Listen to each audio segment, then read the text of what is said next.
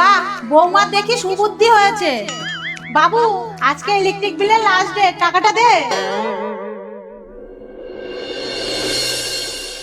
এই নাও, জমা দিয়ে দিও। আর তুমিও নাও, শাড়িটা অর্ডার দিয়ে দিও। বাবু, তুই এইভাবে টাকা পয়সা নষ্ট করিস? কি আর করবো বলো, বৌমনি একটা শাড়ি অর্ডার করেছে, তাই ওকেও একটা শাড়ি অর্ডার করতে হবে। তবে বলে দিয়েছি, এটাই লাস্ট। উড়ি বাবারে, গঙ্গার জল কি ঠান্ডা। এ কি দিদি, শাড়িটা চলে এসেছে।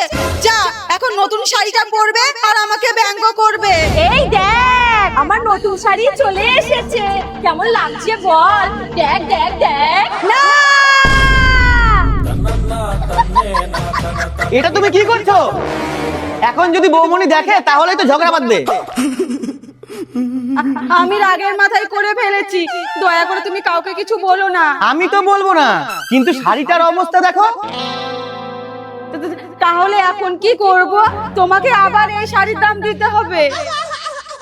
এখন একটাই উপায়, শাড়িটা ছাই করে দিতে হবে।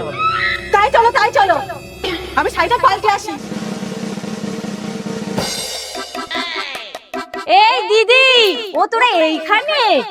এই দেখ, আমার নতুন শাড়িটা চলে এসেছে, কেমন লাগছে বল। তোর শাড়ি এইটা?